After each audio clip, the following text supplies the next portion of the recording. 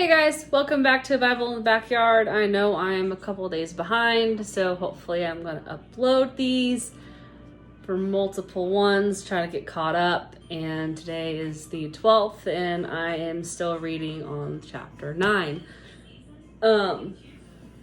Fingers crossed, but we will see. The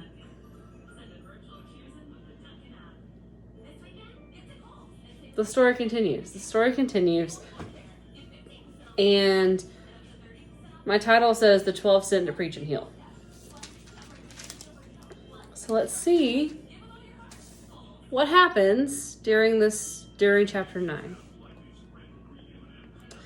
Verse 1, it says, "And then he called his 12 disciples together and gave them power and authority over all devils and to cure diseases.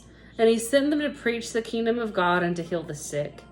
And he said unto them, Take nothing for your journey, neither staves nor script, neither bread, neither money, neither have 2 coats apiece. And whatsoever house ye enter into, there abide, and thence depart. And whosoever will not receive you when ye go out of that city, shake off the very dust from your feet for a testimony against them. And they departed and went through the towns, preaching the gospel and healing everywhere. Now Herod the Tetrarch had heard all that was done by him, and he was perplexed, because it was said of some that John was risen from the dead, and of some that Elias had appeared, and of others that one of the old prophets was risen again. And Herod said, John I have beheaded, but who is this, of whom I hear such things? And he desired to see them. And the apostles, when they were returned, told him all that they had done. And when he took them, he went aside privately into a desert place belonging to the city called Bethsaida. And the people, when they knew it, followed him and received him, and spake unto the kingdom of God, and healed them that had need of healing. And when the day began to wear away, then came the 12, and said unto him, Send the multitude away, that they may go into the towns and country round about, and lodge and get victuals. For we are here in a desert place. Victuals would be like food and water.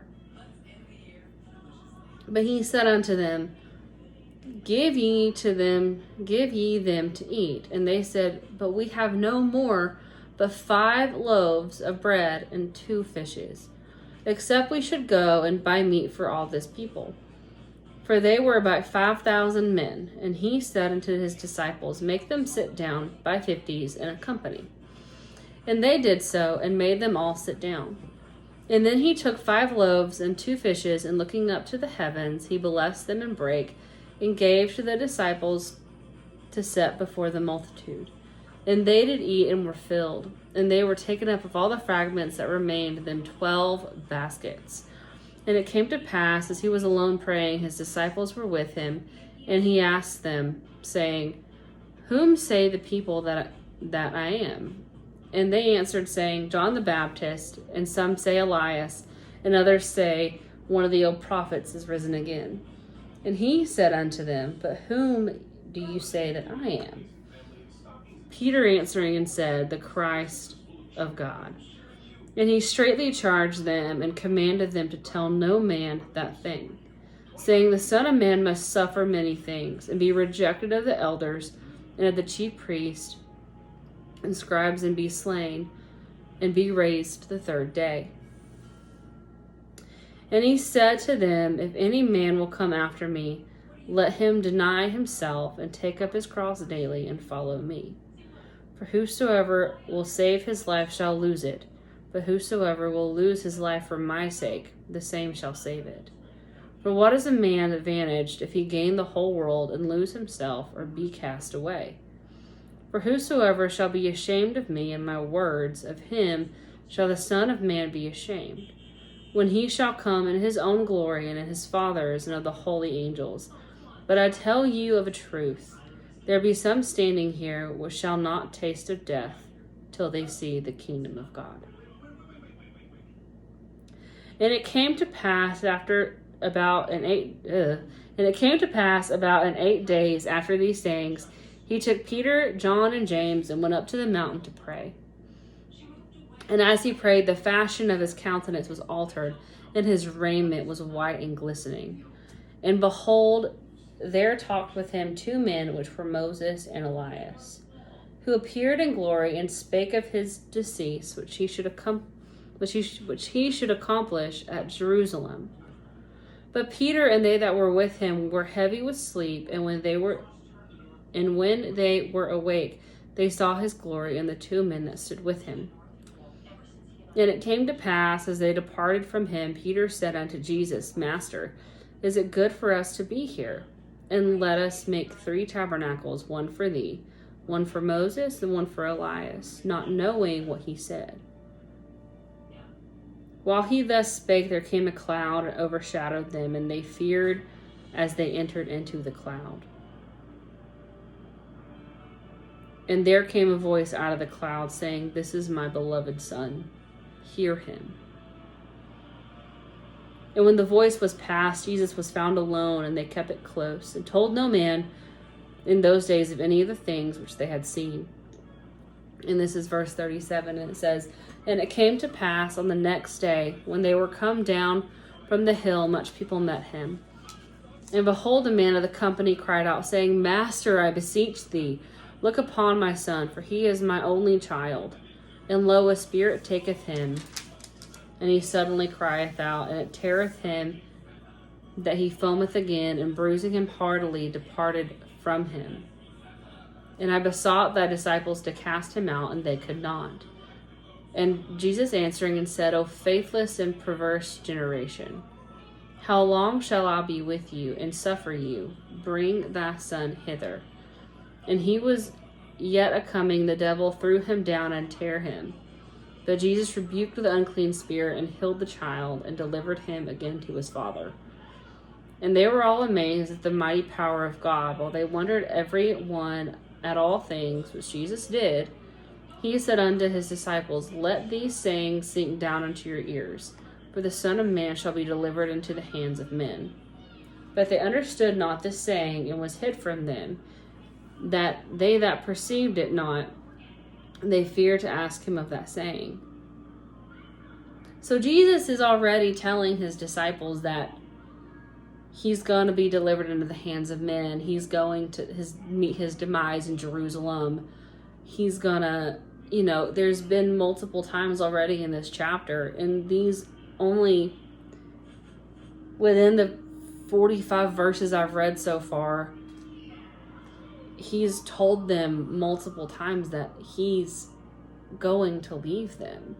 He's going to leave them, and he's already getting them ready for it. And this is chapter 9, and we have 24 chapters to go. We have to get to chapter 24.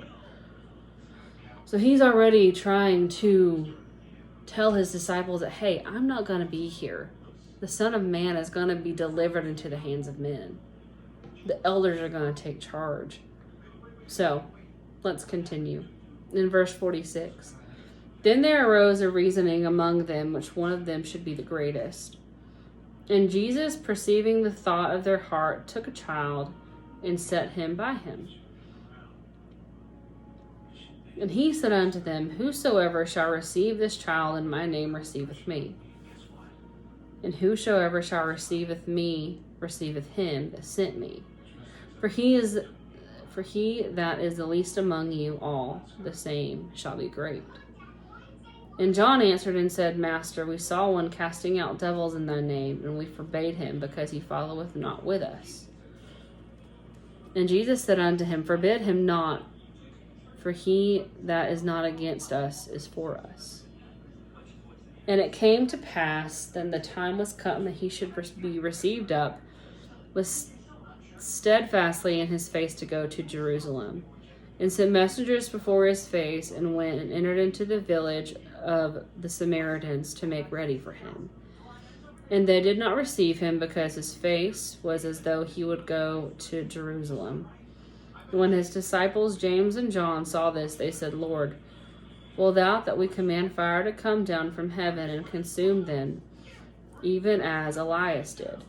But he turned and rebuked them, and saying, Ye not know what manner of spirit ye are of. The Son of Man is not come to destroy men's lives, but to save them. And they went to another village.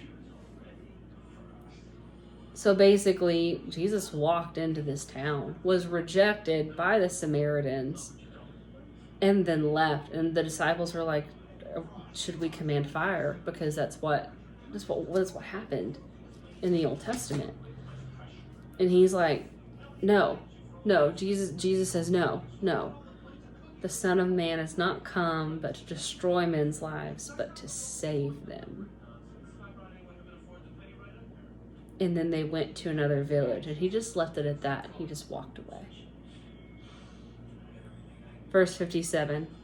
And it came to pass as they went in the way, a certain man said unto him, Lord, I will follow thee wherever so thou goest.